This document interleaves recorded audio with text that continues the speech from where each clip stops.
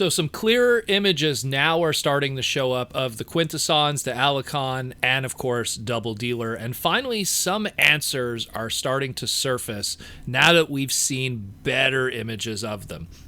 So let's dive into that. First, let's go with the Quintesson because that's the one I'm the most excited about. Now, it's going to be a Voyager scale, which is really good because I was kind of concerned about how small that whole price point would be if it was a playset. But what it does tell us is we could get something that's a modular kind of design, like all the stuff that we've gotten before, but it could be a larger price point. And so this opens up now. It goes like, wow, like I said before in the previous segment, can we see Iacon? Can we see Kaon? Will we be seeing other cities or smaller planets? You know, are we going to get the planet of Char, you know, as a playset? But they were so clever with how they did the Quintesson into Quintessa as a playset. I mean, I love just the way that in the normal transformed Quintesson mode, it looks like a straight up just Quintesson figure. And it's funny because that's what probably prevented the Quintessons from getting a toy all these years, is that there used to have to be this excuse: if it's a mainline Transformer, it has to have some kind of transforming gimmick. And when we went into Energon and Superlink, it was kind of like, okay, like we're going to have Alpha Q or Alpha Quintesson, but it's got to have like a spinning head gimmick or something, or a closing mouth. They had to like spin some kind of transforming element onto it on the packaging to justify the Transformer name on it. Today, it's a different story. We have so much product that doesn't transform that's labeled Transformers. But back in the day, it was an issue. And they figured out a way to not only give us a transforming Quintesson, but something that if you didn't transform it, looks like a straight up gorgeous Quintesson action figure. I mean, to me, like, you have to go all the way back to like third party with Impossible Toys to get a really good Quintesson figure. And now we got this, and I'm super happy with it. I love that it has the little cage, the little play set. It still is going to link with all your other modulators and EarthRise kind of city gimmicks, and it looks spectacular. The Alicon, on the other hand, some people have been ragging on, now that we've seen the alt mode, some people have been ragging on it because I said, like, the robot mode was perfect. It was animation perfect. It was gorgeous. The Fluoro Deary design, everything was great. I think that the image that we're seeing here of the alt mode, because it literally looks like it's just standing up and that's it, I think that it's partially mistransformed.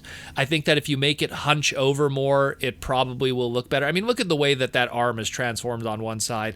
I feel like someone just transformed it very quickly, took a high-res photo, and then called it a day to move on to the other stuff. They were probably too busy with Doubledealer, if anything, to deal with that.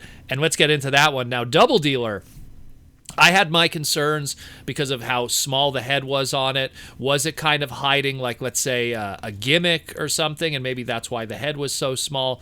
But at the end of the day, I really like what I see as a final product. Yes, the head is still kind of small, and he does have kind of weird proportions in robot mode, but the maintaining of the bird mode for the Decepticon side is still perfect. The truck mode or the missile carrier mode is still perfect. And then they added an extra spin on it, where it even has a bit of a launcher mode, where it has these two like stabilizer pylons that open up and continues once again the the EarthRise city gimmick. There's still platforms, so he kind of in a way becomes a base also, and that's great. That's great, that the fact that they still kind of worked something in to have fun with these play sets and to build something really cool. It is a shame that the Power Master gimmick is not present. And, you know, at the same time, it's like, it's a shame, but it's not something that if it's missing, it doesn't hurt it too much. The Power Master gimmick on the original toy really was there to just unlock, and I use unlock with quotes here, unlock each alt mode. There were some great digibasses I saw online where someone took one of the 2-packs of the future Spy Micromaster price points of Ratbat and one of the Rumble or Frenzy molds, and they were able to make two little partners that kind of look like the two Power Masters of Doubledealer back in the day. So I really like this. But at the same time, I mean, I could kind of see where there is some issues with some people and how there could have been more. I do like that, you know, I was looking carefully at this, and then I went on the TFW 2005 message boards to kind of confirm, and it looks like he's an extensive retool of Ultra Magnus and the Galaxy Force Optimus Prime. I could be wrong, though. But, I mean, if he is, you know, again, kudos to Hasbro and to card designers to make something out of something completely else, and incredible stuff. There is other stuff, too. We just recently, as of started to record this, there has been other stuff, too. We now have a good look at Snapdragon. We now have a good look of Runamuck. Snapdragon, I mean, he looks exactly how I imagined how he's going to look. Does he have the triple changing transformation? That is to still be determined. But I mean, it does have the jet mode. It does have the robot mode. He's pretty much more or less a higher articulated version of the original Generation 1 toy. No complaints there, in all honesty. And as for Runamuck, it's Runamuck. You know, I said what I said before. It's Runamuck. It's a very plain-looking character, but I think that the bigger conversation that people are having is that the Runamuck mold might get extensively retooled in the future and be used to kind of make a Sunstreaker, which I could see that. I could really see that. But otherwise, I mean, that's it for now. There's going to be more.